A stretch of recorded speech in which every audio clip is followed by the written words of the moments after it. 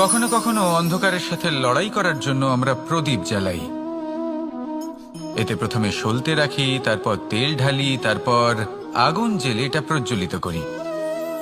তারপর একটা সময় আসে যখন এই প্রদীপ নিভে যায়। কারণটা কি? কারণ কি এটা যে প্রদীপের প্রকাশমান হওয়ার ক্ষমতা সমাপ্ত হয়েছে? না, এই যে আগুন আমরা দেখতে পাচ্ছি, এই আগুনের জন্য যে শক্তির প্রয়োজন হয় তা আসে এই তেল থেকে। যদি এই তেল সমাপ্ত হয়ে যায় তাহলে এই প্রকাশ তাও সমাপ্ত হয়ে যায়। আর আমাদের জীবনে এই তেল হলো আমাদের কর্ম, আর এই আগুন আর এর দ্বারা উৎপন্ন হওয়া প্রকাশ আমাদের ভাগ্য। যত আমাদের কর্ম ক্ষীণ হতে থাকবে, আমাদের ভাগ্য সৌভাগ্য কোথাও না কোথাও লুপ্ত হয়ে যাবে। যে উজ্জ্বল ভবিষ্যৎ আমরা চাইছি তা কখনো লাভ করতে পারবো না যদি কর্ম না করি। ঠিক যেমন তেল ছাড়া অগ্নি উৎপন্ন হয় না, তেমনি কর্ম ছাড়া সৌভাগ্য হয় না। আর যেমন কর্ম তেমন ভাগ্য। তাই সবসময় কর্ম করতে থাকুন, কর্ম করা থামাবেন না। আর আমার সাথে ভালোবেসে বলুন, রাধা রাধা। জীবনে তিনটি বিষয় আছে, তিনটি বস্তু আছে, তারা যেন আপনাকে কখনো বশে না করে নিতে পারে। প্রথম হলো ধন। ধন যতক্ষণ আপনি ব্যবহার করতে থাকেন, যতক্ষণ তা আপনার কাজে আসছে, ততক্ষণ ঠিক আছে, এই ধন আপনার কাছে অমৃত। কিন্তু যখন এই ধন আপনাকে ব্যবহার করতে শুরু করে, বুঝে যাবেন যে আপনার পতনের সময় শুরু হয়েছে। দ্বিতীয় বিষয়, ফেলে আসা অতীত। যাই করুন, আপনি অতীত পাল্টাতে পারবেন না, আর এই সত্যিটা আপনিও জানেন। কিন্তু তাও এর বশবর্তী আমরা হয়ে পড়ি। আর যখন তাই হয়, তখন এই সংসারে আমরা যেখানেই যাই না কেন, যত বড়ই সুখ লাভ করি না কেন, সেই সব আমাদের কাছে তিক্ত বলে মনে হয়। তৃতীয় বিষয়, আপনার আশেপাশের মানুষ ভিন্ন ভিন্ন ধরনের মানুষ হয়, যাদের চিন্তা ভাবনা এবং দৃষ্টিভঙ্গি ভিন্ন ভিন্ন প্রকারের। যদি এদের বশবর্তী আপনি হয়ে পড়েন, তাহলে কেউ বলবে এটা করো, এটা ভালো। কেউ বলবে এটা করো না, ওটা করো, ওটা ভালো কাজ। কেউ বলবে এই দুটোই করো না, অন্য কিছু করো। এই কথাগুলিতে আপনি এতটাই জড়িয়ে পড়বেন যে আপনি লক্ষ্য ভ্রষ্ট হয়ে পড়বেন। তাই এই তিন বিষয় থেকে সাবধানে থাকবেন। যদি কোনো কিছু বশ করতে হয়, তাহলে আপনাকে বশ করতে হবে আপনার আজকে, নিজের বর্তমানকে। এটা খুব প্রয়োজনীয়। এটা ভাববেন যে এই সময়ের সদ্ব্যবহার আমি কিভাবে করব, সময়কে শাসন কিভাবে করব, ওই কর্ম কিভাবে করব যাতে ভবিষ্যতে কখনো আমার আফসোস না হয়, বরং এই সংসার আমাকে নিয়ে গর্ব করবে, সেই কর্ম করুন। আর যখন আপনি এটা শিখে নেবেন, তখন আপনি নিজেই নিজেকে প্রকৃত অর্থে ভাগ্যশালী করে তুলবেন। আসুন আমার সাথে ভালোবেসে বলুন, রাধা রাধা। অনেক সময় আমরা কারোর নীরবতাকে তার দুর্বলতা ভেবে বসি। হতেই পারে সেই ব্যক্তি উত্তর দিতে চাইছেন না, হতে পারে অন্য কোনো কারণ আছে যা আমরা বুঝতেই পারছি না। সেই জন্য তাকে দুর্বল ভেবে নেওয়া অনুচিত। দেখতে গেলে এই বিশাল সমুদ্র এও কিন্তু নীরব, শান্ত হয়। কিন্তু যখন সে রুদ্র মূর্তি ধারণ করে, তখন কি হয়? সমগ্র সংসারকে বিনাশের পথে নিয়ে যায় এই সমুদ্র, প্রলয় সৃষ্টি করে। সেই জন্য কারোর সহ্য শক্তিকে দুর্বলতা বলে মনে করবেন না। কারণ যদি এই নীরবতা নিজেকে ভেঙে বেরিয়ে আসে, তাহলে তা বিনাশের সমস্ত সীমা পার করে যেতে পারে। তাই এই নীরবতাকে সবসময় বুঝুন, সবসময় একে সম্মান করতে শিখুন। আর আমার সাথে ভালোবেসে বলুন, রাধা রাধা। কখনো কোনো চাতক পাখিকে দেখেছেন? কথায় আছে যে বছরে মাত্র একবার সে তার তৃষ্ণা মিটিয়ে থাকে, আর তাও আকাশে ভেসে থাকা মেঘের দ্বারা ঘটানো বৃষ্টির জলের ফোঁটা থেকে। আর কোথাও থেকে সে তার তৃষ্ণা পূরণ করে না। সারা বছর সে নিদারুণ গরম সহ্য করে, তীব্র শীতও সহ্য করে, শুধু এই আশা নিয়ে যে বছরে একবার অন্তত সেই মেঘের ঘন ঘটা হবে, বৃষ্টি হবে, আর সে তার তৃষ্ণা নিবারণ করবে। এটা আসলে কি? এটা আসলে বিশ্বাস। সেই বিশ্বাস যে বছরে একবার সেই মেঘ আসবে তৃষ্ণা নিবারণ করতে। যেমন দেখুন, একটা সূর্যমুখী ফুল সারা রাত অন্ধকারের সাথে যুদ্ধ করে, কারণ তার বিশ্বাস যে ভোরবেলায় সূর্য তাকে অবশ্যই দর্শন দেবেন। সেটাও বিশ্বাস ছিল যার উপর ভরসা করে মনু একটা নৌকা নিয়ে বেরিয়ে পড়েছিলেন এবং সমস্ত সৃষ্টিকে প্রলয়ের হাত থেকে বাঁচিয়েছিলেন। সেটাও ছিল ভালোবাসার প্রতি বিশ্বাস যার উপর ভরসা করে বানর এবং ভাল্লুক সেনা নিয়ে শ্রীরাম আক্রমণ করেছিলেন সমস্ত বরদানপ্রাপ্ত অসুরগণ এবং রাক্ষসগণের লঙ্কায় এবং জয় লাভ করেছিলেন।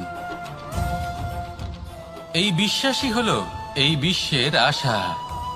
বিশ্বাস রাখুন যে আপনি হলেন সর্বশ্রেষ্ঠ এবং শুধুই নিজের কর্ম করতে থাকুন। এই বিশ্বাসের আশাই আপনাকে প্রতি মুহূর্তে বল প্রদান করবে। এ হলো আমার বিশ্বাস। আসুন আর আমার সাথে ভালোবেসে বলুন, রাধা রাধা। যোগাসন। যোগাসনে আসন অত্যন্ত গুরুত্বপূর্ণ। এবার আমি বলবো সবথেকে শ্রেষ্ঠ আসন কোনটি। আশ্বাস। নিজেকে আশ্বস্ত করতে থাকুন যে আমি আছি, সব ঠিক হবে, যা হচ্ছে ভালোর জন্য হচ্ছে। এই আশ্বাস আপনাকে জীবনে এমন ধন্যাত্মক বিশ্বাস দেবে যে আপনি বড় বড় সমস্যার সমাধান করতে পারবেন। এবার যদি কথা বলি সব থেকে কঠিন সময়ের, তাহলে সেটা হলো বিচ্ছেদের। যা মা সীতাকে সহ্য করতে হয়েছে শ্রীরামের জন্য, রাধা কৃষ্ণকেও সহ্য করতে হয়েছে। যে ব্যক্তি বিচ্ছেদের সময় সঠিক পথে চলে এসেছে সে জীবনে অনেক শ্রেষ্ঠ স্থানে অবশ্যই পৌঁছতে পারবে। এবার যদি কথা বলি সব থেকে জরুরি এবং গুরুত্বপূর্ণ সময়ের, তাহলে সেটা হলো সংযোগ। সকলকে সাহায্য করতে থাকুন। আপনি অন্যদের সাহায্য করে তাদের যত আনন্দ দিতে পারবেন ততটাই আনন্দ আপনারও জীবনে অবশ্যই আসবে। আসুন আর আমার সাথে ভালোবেসে বলুন, রাধা রাধা। সংসারে সকলে উঁচুতে উঠতে চায়, কেউ নত হতে চায় না। সবাই এটা মনে করে যে নত হওয়ার অর্থ হলো তাদের আত্মসম্মান এবং অহংবোধের বিরুদ্ধাচরণ করা। তাদের মনে হয় যে যদি আমরা নত হই সংসার আমাদের দুর্বল মনে করবে, তাদের শৌর্য এবং তাদের ব্যক্তিত্বের অপমান হবে। কিন্তু এটা কি সত্যি? প্রত্যেকবার নত হওয়ার অর্থ কি সম্মানহানি হওয়া? কখনোই নয়। আপনি নিজের জীবনকেই দেখে নিন। আপনার কোনো অমূল্য জিনিস যদি নিচে পড়ে যায় তাহলে তাকে কিভাবে তোলেন? সেই বস্তুকে তোলার জন্য আপনাকে নত হতেই হবে। আপনি বড়দের আশীর্বাদ কিভাবে লাভ করেন? আপনি নত হয়ে তবেই তাদের আশীর্বাদ লাভ করতে পারেন, তাই না? ভেবে দেখুন, আপনি একটা পথে হাঁটছেন, আপনি দেখতে চাইছেন যে আপনি সঠিক পথে হাঁটছেন কিনা, পায়ের নিচে কাঁটা পড়ে আছে কিনা। কিভাবে দেখবেন? আপনাকে সেই মাথা নত করেই দেখতে হবে। এর অর্থ কি? অর্থ খুব সহজ। প্রত্যেকবার নত হওয়া অনুচিত নয়, সেটা কোনোভাবেই সম্মানহানি নয়। পরিস্থিতি অনুসারে এবং যেখানে প্রয়োজন আপনি নত হতে শিখে গেলে আপনি অনেক কিছুই লাভ করতে পারবেন। জ্ঞান, মান, গুণ, বিশ্বাস। সেই জন্য প্রয়োজন এবং পরিস্থিতি অনুসারে নত হতে শিখুন। এতে অনুচিত কিছুই নেই। আত্মসম্মান থাকা অত্যন্ত প্রয়োজনীয়, কিন্তু তা যেন কখনো অহংকারে পরিণত না হয়।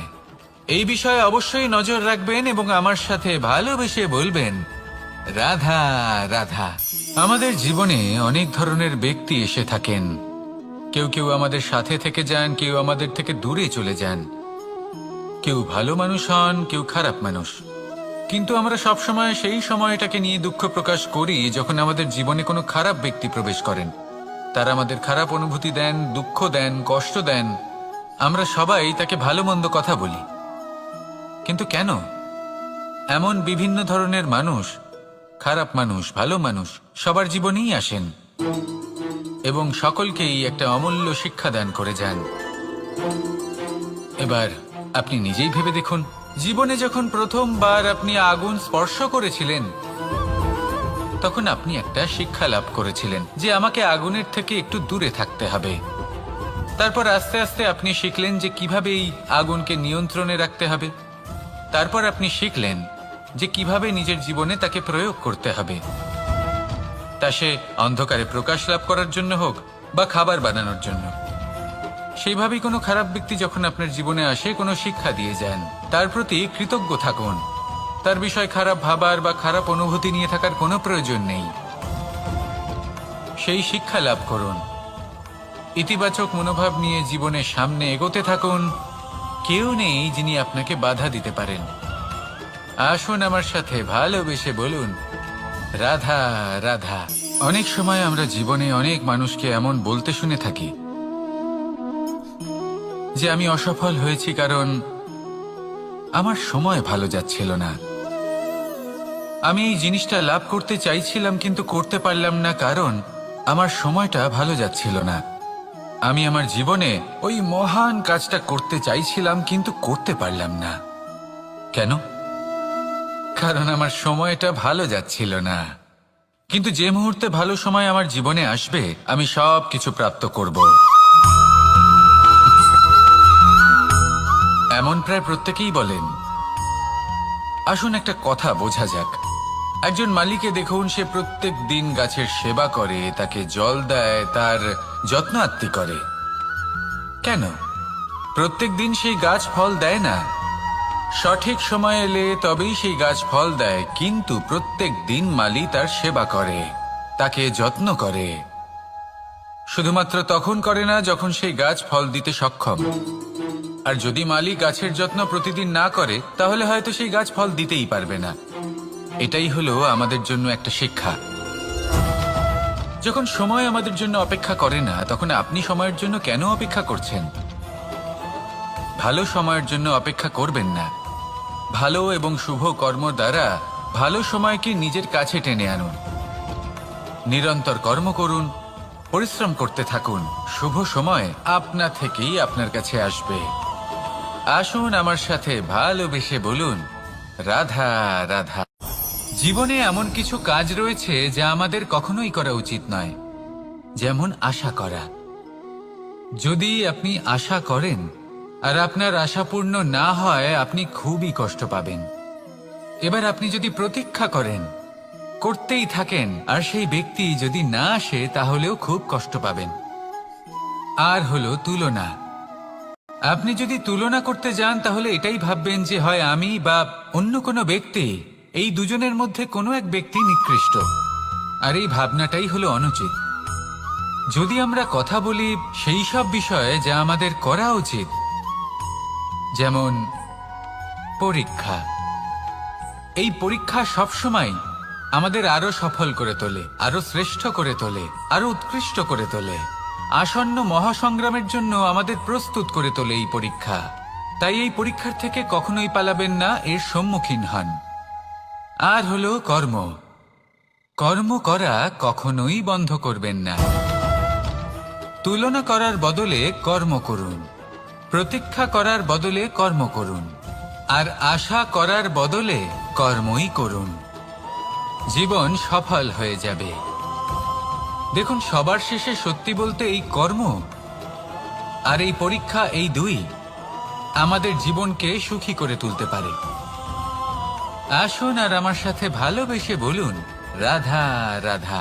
মানুষ তার জীবনে শিক্ষা এবং প্রেম এই দুই লাভ করে তার মাতা, পিতা এবং গুরুর কাছ থেকে।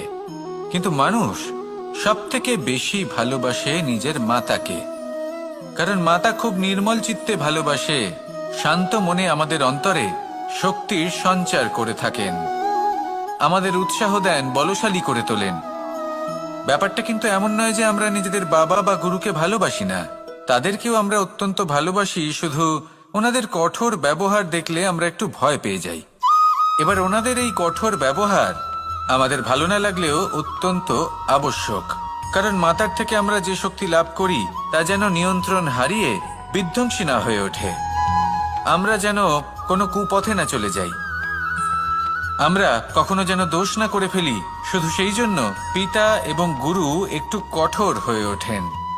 এবং ওনাদের এই কঠোর আচরণ ভবিষ্যতে গিয়ে আমরা অবশ্যই বুঝতে পারি। জীবনে কিছু বছর আমরা এগিয়ে যাই আর তারপর আমরা বুঝতে পারি যে বাবা এবং গুরু আমাদের যথেষ্ট ভালোবাসতেন, কিন্তু ওনাদের ভালোবাসার বহিঃপ্রকাশ আলাদা। প্রয়োজনীয় হলো এটা দেখার, এটা বোঝার যে শুরু থেকে আমাদের প্রতি ওনাদের আচরণ কেমন ছিল। ওনাদের কঠোর হওয়ার পেছনে ওনাদের ভালোবাসাটা বোঝার চেষ্টা করুন, ওনাদের চিন্তাটা বোঝার চেষ্টা করুন, ওনাদের পথপ্রদর্শনের আড়ালে আপনার ভবিষ্যতের জন্য যে পরিকল্পনা ওনারা করেছেন সেটা বোঝার চেষ্টা করুন। তখন আপনারা বুঝতে পারবেন ওনাদের ভালোবাসাকে। আপনার মনের মধ্যে আপনা থেকেই ওনাদের প্রতি সম্মান জেগে উঠবে। নিজের পিতা এবং নিজের গুরু এই দুজনের প্রতি কৃতজ্ঞতা প্রকাশ করুন আর আমার সাথে ভালোবেসে বলুন, রাধা রাধা। আমি অনেক সংখ্যক মানুষকে দেখেছি, তাদের কাছে অত্যাধিক জ্ঞান আছে, শিল্প আছে, ধন আছে, কীর্তি আছে, কিন্তু তারা এই সব কিছু নিজেদের কাছেই রাখেন, এই সমাজে বিতরণ করেন না। কারণ হলো ভয়। ওনাদের মনে হয় যে যদি আমি এই সব কিছু সমাজে বিতরণ করি তাহলে সমাজ আমার শিল্প হোক, ধন হোক, জ্ঞান হোক, কীর্তি হোক, সবকিছু চুরি করে নিয়ে যাবে আর তার বদলে আমি কিছুই পাবো না। এটা কিন্তু সত্য নয়। সত্য হলো এটাই যে যদি আপনি নিজেকে এই সংসারের প্রতি সমর্পিত করেন তাহলে এই সংসার আপনার প্রতিও সমর্পিত থাকবে। আপনি শুধু ধন, জ্ঞান, কীর্তি, সম্মান পাবেন তাই নয়, বরং এই সমাজ আপনাকে নিজের চোখে হারাবে, মনের মধ্যে স্থান দেবে। তাই এই ভয় ত্যাগ করে দেখুন কিভাবে এই সমাজ আপনাকে প্রেম সমর্পণ করে। আসুন আমার সাথে ভালোবেসে বলুন, রাধা রাধা। জীবন কিসের উপর নির্ভরশীল? ধনের ওপর, বৈভবের ওপর, নিঃশ্বাসের ওপর? না, এই জীবন নির্ভরশীল বিশ্বাসের ওপর। বিশ্বাস নিজের ওপর, বিশ্বাস আমাদের আপনজনের ওপর।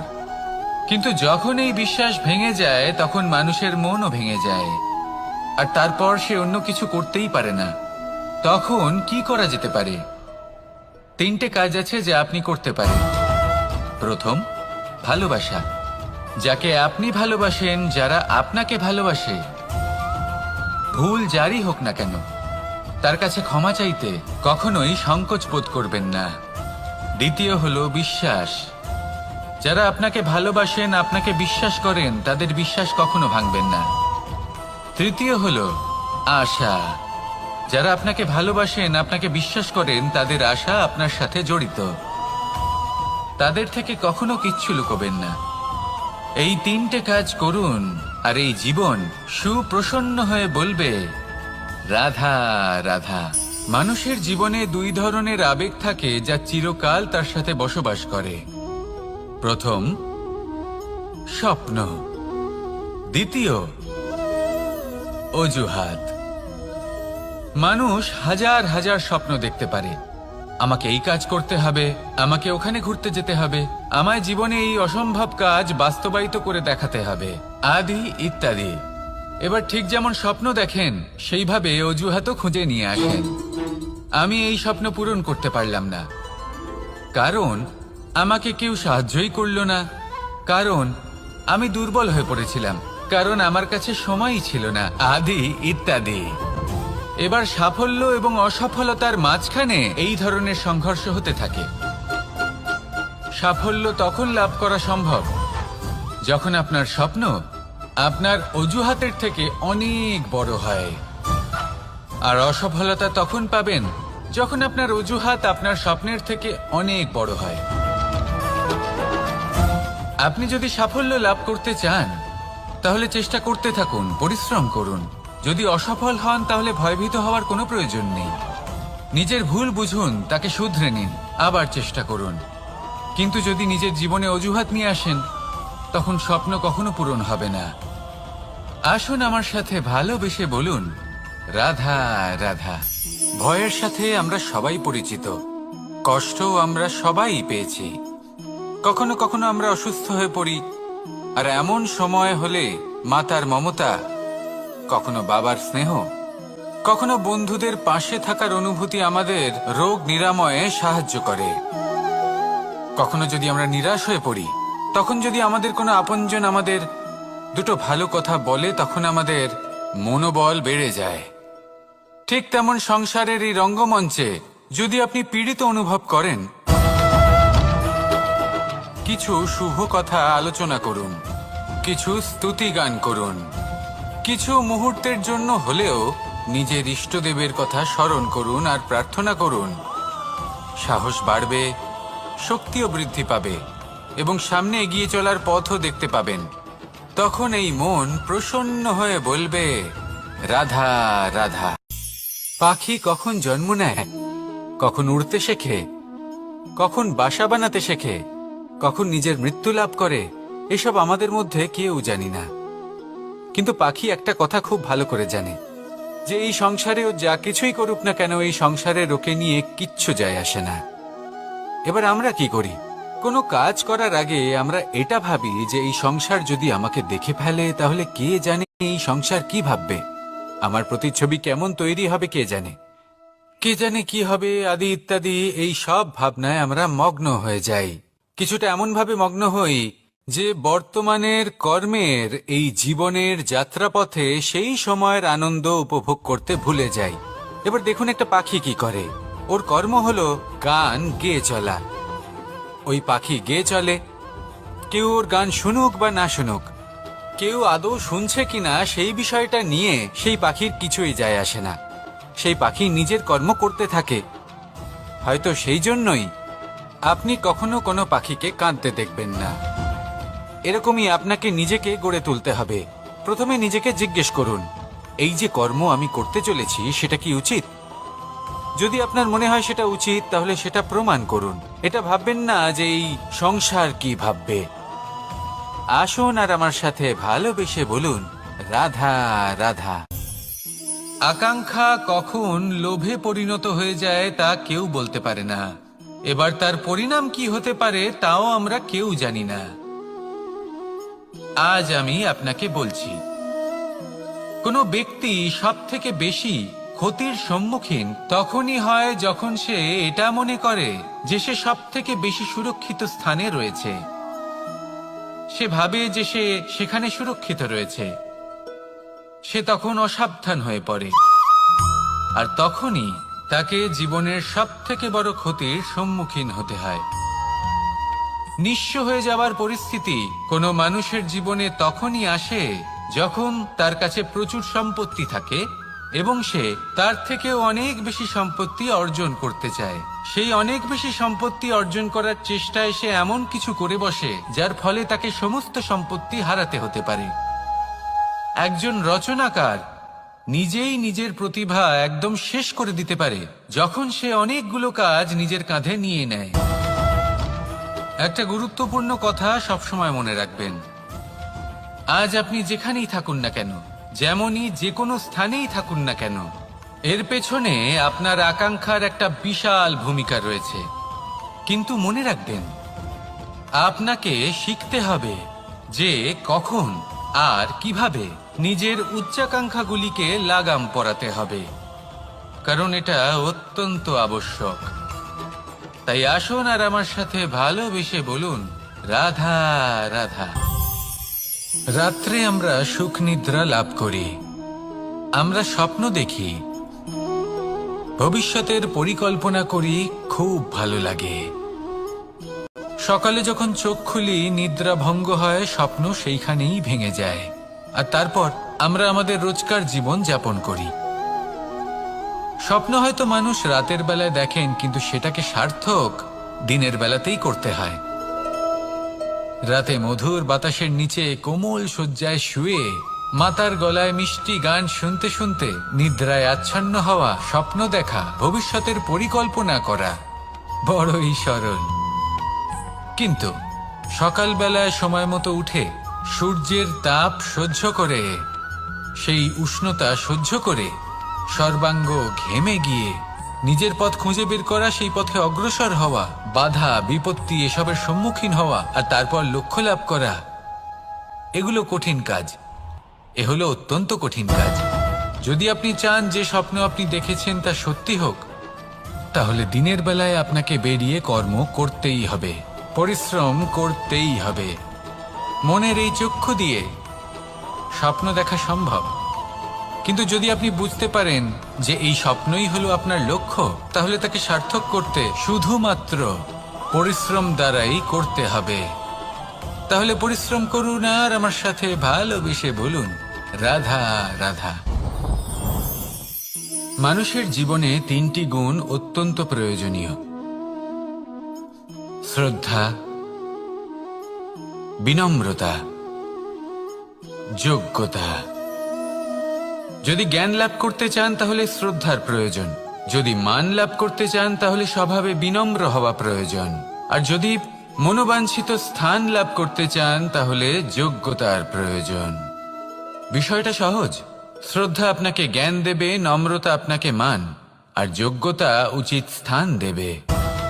কিন্তু যদি আপনি এই 3টি গুণ সম্মিলিত করেন তাহলে এমন কিছু লাভ করবেন যা এই সব কিছুর থেকে অনেক ঊর্ধ্বে। সম্মান। আর এ হলো সেই সম্মান যা প্রত্যেক মানুষের নিজের জীবনে লাভ করতে চেষ্টা করা উচিত, কারণ এই হলো সেই সম্মান যার কারণে আপনি চলে যাওয়ার পরেও এই সংসার আপনাকে ভালোবাসবে আর মনে রাখবে। আসুন আমার সাথে ভালোবেসে বলুন, রাধা রাধা। অনেক সময় আমরা জীবনে অনেক মানুষকে এমন বলতে শুনে থাকি যে আমি অসফল হয়েছি কারণ আমার সময় ভালো যাচ্ছিল না, আমি এই জিনিসটা লাভ করতে চাইছিলাম কিন্তু করতে পারলাম না কারণ আমার সময়টা ভালো যাচ্ছিল না, আমি আমার জীবনে ওই মহান কাজটা করতে চাইছিলাম কিন্তু করতে পারলাম না। কেন? কারণ আমার সময়টা ভালো যাচ্ছিল না। কিন্তু যে মুহূর্তে ভালো সময় আমার জীবনে আসবে আমি সব কিছু প্রাপ্ত করব। এমন প্রায় প্রত্যেকেই বলেন। আসুন একটা কথা বোঝা যাক। একজন মালিকে দেখুন, সে প্রত্যেক দিন গাছের সেবা করে, তাকে জল দেয়, তার যত্ন আত্তি করে। কেন? প্রত্যেক দিন সেই গাছ ফল দেয় না, সঠিক সময় এলে তবেই সেই গাছ ফল দেয়, কিন্তু প্রত্যেক দিন মালি তার সেবা করে, তাকে যত্ন করে। শুধুমাত্র তখন করে না যখন সেই গাছ ফল দিতে সক্ষম। আর যদি মালি গাছের যত্ন প্রতিদিন না করে তাহলে হয়তো সেই গাছ ফল দিতেই পারবে না। এটাই হলো আমাদের জন্য একটা শিক্ষা। যখন সময় আমাদের জন্য অপেক্ষা করে না তখন আপনি সময়ের জন্য কেন অপেক্ষা করছেন? ভালো সময়ের জন্য অপেক্ষা করবেন না। ভালো এবং শুভ কর্ম দ্বারা ভালো সময়কে নিজের কাছে টেনে আনুন। নিরন্তর কর্ম করুন, পরিশ্রম করতে থাকুন, শুভ সময় আপনা থেকেই আপনার কাছে আসবে। আসুন আমার সাথে ভালোবেসে বলুন, রাধা রাধা। মানুষের এই সংসারে জীবনযাপন করার জন্য কিছু জিনিসের প্রয়োজন পড়ে। এমন কিছু আবেগ, এমন কিছু বস্তু আছে যেগুলো তার প্রয়োজন হয়, কিন্তু সব থেকে বেশি যে জিনিসটা তার প্রয়োজন হয় সেটা হলো সম্মানের। আমাদের ভালো লাগে যখন কেউ আমাদের সম্মান করে। আমরা কাউকে সম্মান করলে তারও সেটা ভালো লাগে। কিন্তু আপনি দেখবেন যে সংসারে বেশিরভাগ মানুষ 2টি মাপদণ্ডের ভিত্তিতে সম্মান করেন। হয় বয়স দেখে করেন বা উপার্জন দেখে, অর্থাৎ সেই ব্যক্তি কতটা উপার্জন করেন। এবার ভেবে দেখুন, এটা আবশ্যক নয় কারোর বয়স যদি বেশি হয় তার বুদ্ধিও ততটাই বেশি হবে। আবশ্যক এটাও নয় যে কোনো ব্যক্তি যদি অত্যন্ত ধনী হন বা তার মনও নির্মল হবে বা তিনি সৎকর্ম করবেন বা এমন কোনো কর্ম করবেন যাতে উনি সম্মান লাভ করতে পারেন। হতে পারে উনি ধনী কিন্তু দুশ্চরিত্র। সেই জন্য বয়স বা উপার্জন দেখে কোনো ব্যক্তিকে সম্মান করবেন না। কর্ম দেখুন। যদি গভীরভাবে ভেবে দেখেন তাহলে দেখবেন যদি কোনো মানুষ কোনো সৎকর্ম করেন তাহলে তার প্রতি হৃদয় থেকে সম্মান জাগ্রত হয়। এটাই হলো সেই সম্মান যা অর্জন করতে হবে। বয়স আজ আছে, কাল আরো বৃদ্ধি পাবে। উপার্জন আজ আছে, কাল সেটা কমে যেতেও পারে।